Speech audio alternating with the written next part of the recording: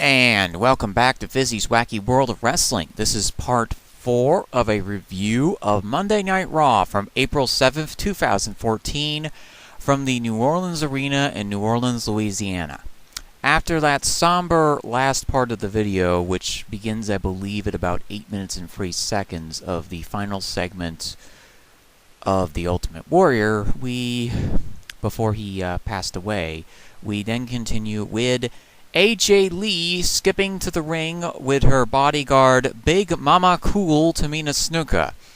AJ has been the Divas Champion for 295 days, which she has counted down with tally marks on the back of her neck. She then cuts a very sort of a cross between Rita Rasputa from the Power Rangers and CM Punk-like promo, in which she has destroyed all those puny little divas that have tried to face against her. She said, "Well, prove me wrong." And she beat 13 of them at the Vicky Guerrero Invitational at WrestleMania. She then continues to state that she worked hard to win this championship. A little girl from the backwoods of New Jersey is now the biggest star in the Divas division. And basically continues congratulating herself while Tamina rolls her eyes up into her head, trying to, listen and intently slightly. She then calls herself the best diva in the world. Kind of surprised that Chris Jericho didn't challenge her, or Brock Lesnar for that matter, or Triple H. Speaking of which, why are those three not on Total Divas, the reality show done by E! With the WWE wrestlers? That's kind of a surprise to me. But anyway, a monster from her very worst nightmares decides that today is the day that she is going to debut. Mommy's Little Monster, the daughter of Saraya Knight, one of the most dangerous and destructive wrestlers on the independent scene, arrives. Paige has arrived and debuted on the roster. Let me tell you something.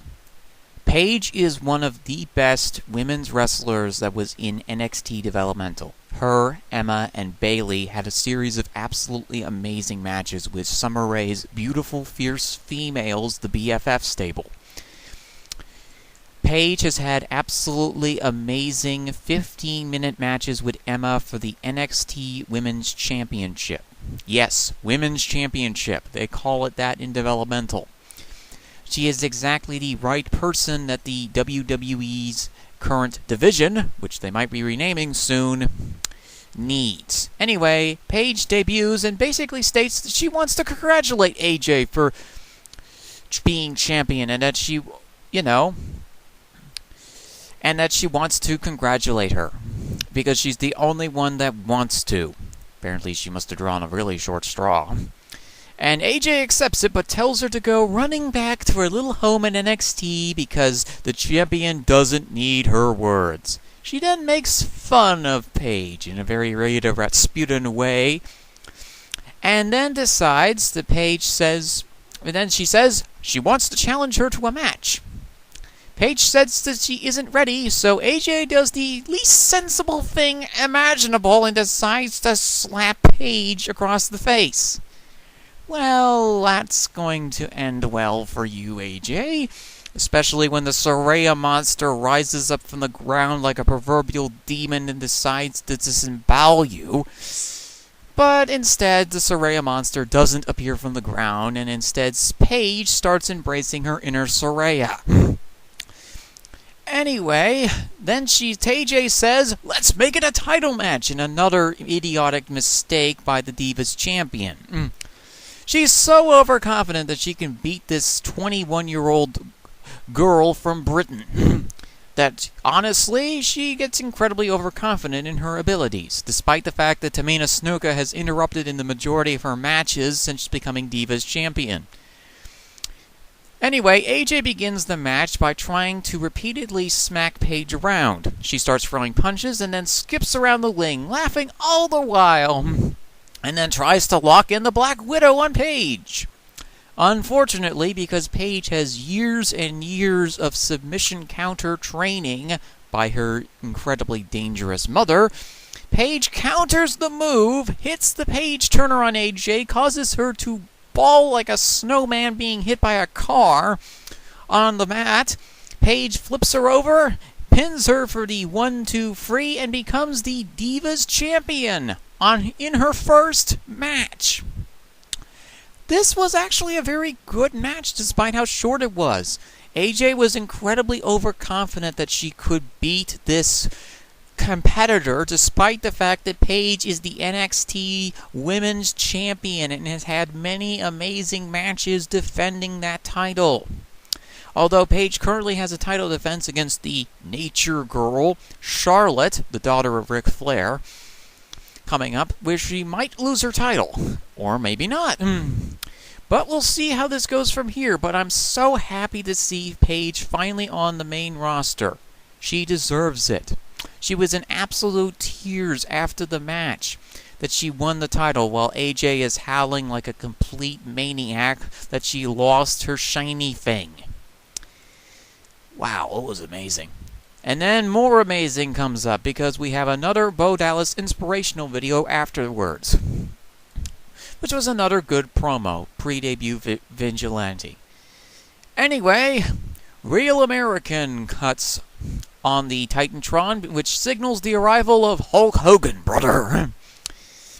And Hulk Hogan walks down to the ring to present the Andre the Giant Memorial Battle Royale trophy to Cesaro, the winner of said trophy. And here everybody thought that Big Show was going to win. Well, no one's taken his ham sandwich lately, so he's not 100% rage power yet. So, Cesaro comes out with his manager, Zeb Coulter. Now, there was a little bit of a miscommunication during their tag team match at WrestleMania 30 against the Usos, Ryback, and the Los Matadors team, which caused Cesaro to giant swing his own partner. So, could we get an explanation as to why he did that? Why, yes. Cesaro takes the mic from Hulk Hogan as Hulk Hogan exits the building in what is his shortest promo segment ever. He actually didn't ramble on for 15 minutes, which I thought was really good. And then Cesaro attempts to cut a promo, but then Zeb Coulter grabs the microphone. He says, "About 8, 9, or 10 months ago, I brought you into the fold and made you a Zeb Coulter guy. Made you a real American despite the fact that you're not part of this country." And then Cesaro says, "I'm sorry, Zeb. I'm not a Zeb Coulter guy. I'm a Paul Heyman guy."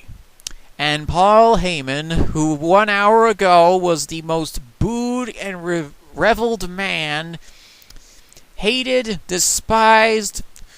If they had trash to throw at Mr. Heyman, they probably would have thrown trash at Mr. Heyman, becomes one of the biggest faces in the arena. Because Santonio Cesaro, now simply shortened to Cesaro, says that he is a Paul Heyman guy.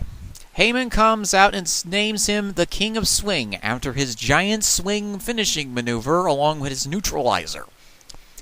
Then Heyman makes fun of Grandpa, Zeb Coulter, and talks about how Cesaro is now with the best manager in the world now.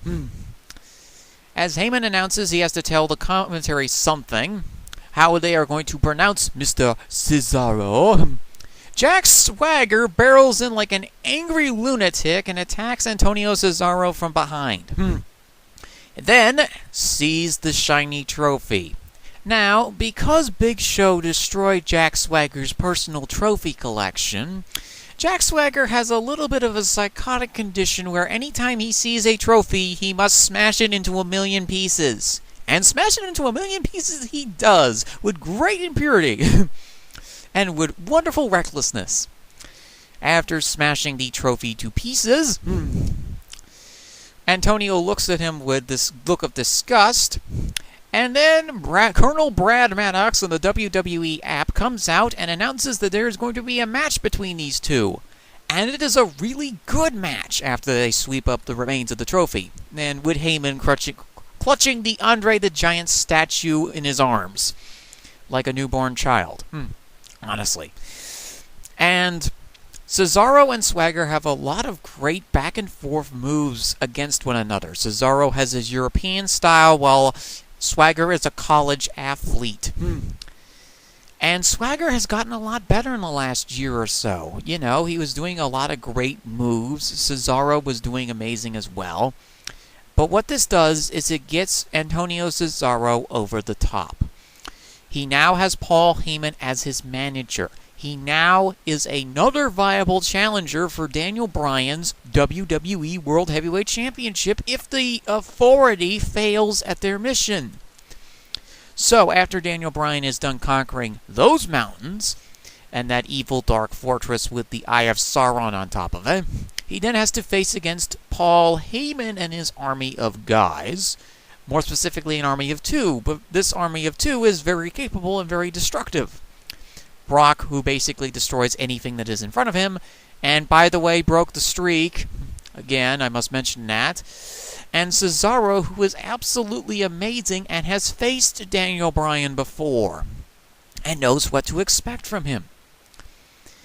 Anyway, Zeb Colter strategically pulls Jack Swagger out of the match, and Antonio Cesaro gets the count-out victory.